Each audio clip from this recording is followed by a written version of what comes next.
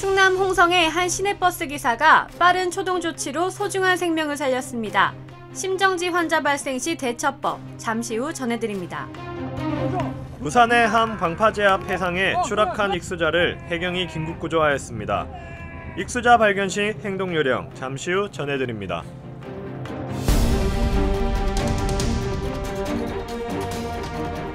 여러분 안녕하세요.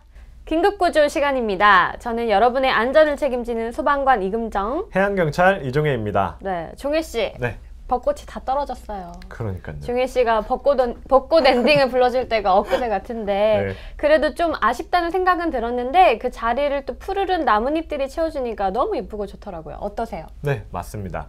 녹색 나뭇잎을 뜻하는 영어, 바로 그리너리인데요. 그리너리는 새로운 시작이라는 의미를 가졌다고 합니다. 네. 그리고 올해 2017년의 트렌드 컬러가 바로 이 그리너리입니다. 그래요? 네. 이 녹색을 생각하면 뭔가 상쾌함, 신선함 뭐 이런 것들이 떠올라서 좋은 것 같은데요. 그럼 이런 녹색이 주는 이미지를 떠올리면서 오늘의 긴급구조도 힘차게 시작해 보도록 하겠습니다. 네. 그렇게 아시죠? 오늘의 첫 번째 긴급구조 사건은 아주 훈훈한 소식이라고요? 네, 충남 홍성의 한 버스 기사님이 소중한 생명을 구한 소식인데요. 먼저 영상으로 만나보시죠. 지난 4월 8일 충남 홍성의 한 시내버스. 버스가 종점에 도착하자 승객들이 내리는데 이때 운전석 뒤쪽에 탄 할머니는 고개를 숙인 채 가만히 있습니다. 버스기사 이석재 씨가 잠이 든 줄 알고 깨워보지만 미동도 없는데요. 이 씨는 할머니 몸에 뭔가 이상이 있음을 느끼고 곧바로 119에 신고 후 할머니에게 심폐소생술을 실시합니다. 잠시 후 할머니는 의식을 회복했고 곧이어 도착한 119 구급대원에 의해 안전하게 병원으로 이송됐습니다.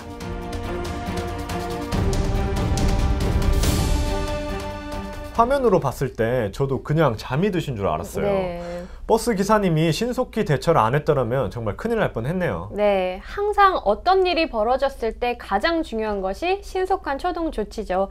이번 사건의 자세한 뒷이야기 현장에 출동하셨던 주포 119 안전센터 김주룡 소방사님 연결해서 들어보도록 하겠습니다. 김주룡 소방사님 안녕하십니까? 안녕하세요. 네, 신고를 받고 현장에 도착했을 때 요구조자였던 할머니의 상태는 어땠습니까? 현장 출동 중에 통화를 했는데 환자분 이제 의식 상태가 돌아왔다고 하셨고 현장 도착 시에도 확인해 보니까 이제 환자분 의식 상태랑 호흡, 맥박 다 있는 상태로 누워 계셨습니다. 당시 버스 기사님의 신속한 조치가 큰 도움이 됐다고 들었는데 구체적으로 소개를 해주시겠습니까? 직접적으로 처치하는 건 못 봤고요. 2분 정도 이제 심폐소생술을 했다고 하시고 신속한 신고를 통한 응급처치를 지도를 잘 받으셔가지고 적극적으로 잘 하신 것 같습니다. 네, 마지막으로 의식을 잃은 환자 발생 시에 가장 먼저 해야 할 조치가 있다면요? 가볍게 이제 어깨를 두들겨서 의식을 확인하고요. 신속하게 신고를 하시면 이제 상황실을 통해서 응급처치를 지도를 받을 수 있고요. 빠른 이제 출동을 가능하게 해서 좋습니다. 네, 오늘 말씀 감사드립니다. 네. 국내에서 심정지 환자 발생 건수는 매년 45,000명 이상이 발생한다고 합니다. 여기서 중요한 것, 우리의 뇌는 4분 이상 피가 공급되지 않으면 손상을 받아 회복될 수 없다고 합니다. 그만큼 빠른 초동 조치가 필요한데요. 그렇죠. 어떻게 해야 하는지 금정 씨가 소개해 주실래요? 네, 제가 자세히 알려드리겠습니다. 네. 또 오늘 또 제가 준비했는데요. 심정지 환자 발생 시 행동 요령입니다. 자, 뜯어주시죠. 네, 먼저 환자가 내 눈앞에 나타났다. 그러면 환자의 상태를 확인하시고요. 의식이 없다면 도움을 요청하셔야 합니다. 주변을 살펴보시고 누군가 있으시다. 그럼 뭐 파란색 와이셔츠를 입으신 분 119에 신고하고 자동 제세동기를 찾아와 달라고 요청을 직접 해주셔야 되고요. 주변에 아무도 없다면 직접 119에 빨리 신고를 하셔야겠죠. 네, 그 다음 어떤 건지 볼까요? 네, 119에 신고 후에는요, 즉시 가슴 압박을 실시해야 합니다. 가슴 압박을 할 때는 양손을 잠깐 들어주세요. 네. 깍지를 끼고 팔이 바닥과 수직을 이룬 상태에서 양 젖꼭지가 맞닿는 가슴 중앙 부분을 빠르고 강하게 한 분당 100에서 120회 정도로 네. 눌러주셔야 됩니다. 이 심폐소생술은요, 멈춘 심장을 대신해서 우리 몸에 혈액을 공급해주는 응급처치이기 때문에 정확한 처치법을 사전에 배워두시는 게 중요하겠습니다. 네. 그렇다면 이 심폐소생술을 언제까지 실시하는 게 좋을까요? 네, 이러한 심폐소생술은요, 자동 심장 충격기나 119 구급대원이 올 때까지 반복해서 시행해야 하고요. 사실 가슴 압박 30회 후에 기도를 개방해서 인공호흡을 해주면 좋은데 인공호흡은 사실 일반인이 실시하기가 좀 어렵기도 하고 거부감이 네. 있을 수도 있잖아요. 그래서 최근에는 가슴 압박만 실시하도록 개정이 되었으니까 실제로 가슴 압박만 한 것과 또 인공호흡을 병행해서 한 것이 생존율이 비슷하다고 해요. 그래서 이 점 참고하시면 좋을 것 같습니다. 네. 나와 내 가족을 살릴 수 있는 일이니까 평소에 꼭 배워둬야 하겠네요. 네, 맞습니다. 그럼 오늘의 두 번째 사건 이야기로 넘어가 볼까요? 해상에 익수자가 발생했다는 신고가 접수되었다고 하는데요. 그 현장 영상으로 만나보시죠. 지난 4월 12일 새벽 4시 35분경 부산 남항해상에 물에 빠진 사람이 있다는 신고가 접수되었습니다. 해경은 즉시 사고 현장에 구조정을 급파했는데요. 다행히 의식이 있는 상태로 발견되어 신속히 구조 후 119 구급 차량으로 병원에 이송하였습니다.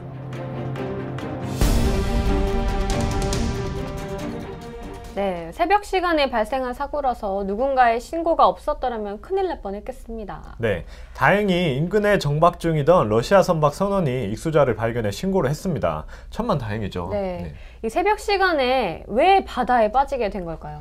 저도 그 부분이 가장 궁금한데요. 현장에 출동했던 부산해양경비안전서 김재현 순경을 전화 연결해서 사건의 뒷이야기를 자세히 들어보도록 하겠습니다. 김재현 순경님, 안녕하세요. 네, 안녕하십니까.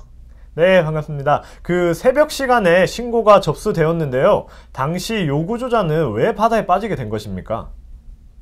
예, 그 정확한 입수 경로는 사실 파악이 잘 안 되고 있습니다. 다만 익수자 부모님의 말에 의하면 익수자는 약 한 달 전에 실직이 된 상태에서 부모님 몰래 낮에는 PC방을 다니고 있었고 밤에는 잦은 음주를 했다고 합니다. 그런 상황에서 사고 3일 전에 가출을 한 것으로 보아서 사고 당일날 만취 상태에서 비관으로 인한 투신을 하지 않았나 하고 추정을 하고 있습니다. 그랬군요. 해가 뜨기 전이라서 깜깜해서 익수자를 찾는데 쉽지 않았을 것 같은데요. 구조에 어려움은 없었습니까? 예, 일단 제가 입사한 지 4개월 정도 됐는데 센터장님 예하 다른 선배님들께서 항상 관내 지형 지물에 대해서 익숙해지라고 강조를 하셨고 또 평소 일상 근무 시에 또 그러기 위해서 노력을 많이 했습니다. 사고가 났을 때도 대략적인 위치를 들었을 때 이 정도에 있겠다라는 판단이 서서 바로 갔을 때 거기서 바로 익수자를 발견할 수 있어서 쉽게 구할 수 있었습니다. 다만 만취 상태에다가 이제 투신으로 추정되는 만큼 약간의 이제 구조자가 반항이 있었는데 다행히 다른 선배님들께서 같이 입수를 해서 다행히 안전하게 익수자를 구조할 수 있었습니다. 네, 그 음주를 하시고 바다를 찾는 분들에게 안전을 위해 당부할 사항이 있다면요? 바닷가로 다양하게 많은 분들이 오시는데 즐겁게 오시는 분들도 있고 여행으로 오시는 분들도 있고 한데 그럴 때 저희 나라 정서상 음주 한 장 정도는 당연히 할 수 있다고 봅니다. 하지만 과유불급이라고 너무 과하게 음주를 하셔서 자신의 안전이 위협당하는 일이 없도록 당부 부탁드립니다. 네, 오늘 말씀 정말 고맙습니다. 고맙습니다. 예, 감사합니다. 네, 적당한 술은 좋지만 또 지나친 과음은 항상 문제를 일으킵니다. 요즘같이 날씨가 따뜻해진 이맘때에 야외에서 음주에 더 주의가 필요하겠습니다. 영상에서 본 것처럼 해상 익수자를 발견하면 어떻게 해야 되는지 종희 씨가 좀 알려주시겠습니까? 네. 그러면 이번에는 제가 설명을 해드릴게요. 네, 제가 듣겠습니다. 119 신고 및 도움 요청. 네.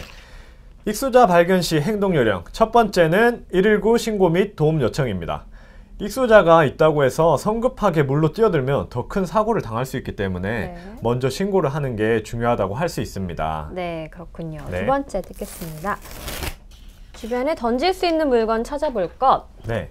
두 번째는 던질 수 있는 물건을 찾았는데요. 그 구조대가 도착하기 전까지 익수자가 물에 떠 있어야 하는 게 가장 중요하잖아요. 그래서 주변에 페트병이나 이렇게 물에 뜰 수 있는 물건이 있는지 찾아보고 그것을 던져주면 되겠습니다. 네, 그리고 마지막.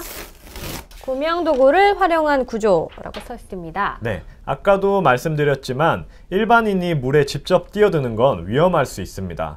그래서 구명 튜브나 밧줄, 나뭇가지 등 도구를 활용해 익수자를 구조하는 것이 안전하게 구조할 수 있는 방법이라고 할 수 있겠습니다. 네, 익수자 발견 시에 성급히 물에 뛰어드는 것은 신중해야 할 필요가 있군요. 네. 좋은 정보 감사합니다.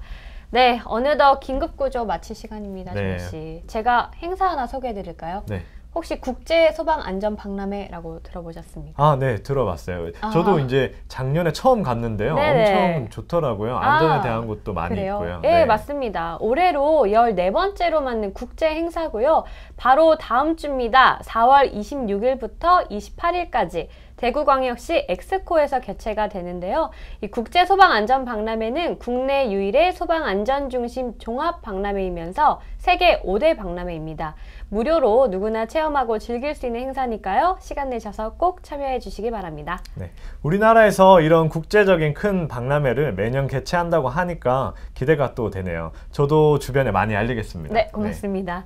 요즘에 황사가 계속 유입되면서 공기질이 너무 안 좋은데요. 마스크 착용 등으로 대비를 잘 하시면서 주말 잘 보내시길 바랍니다.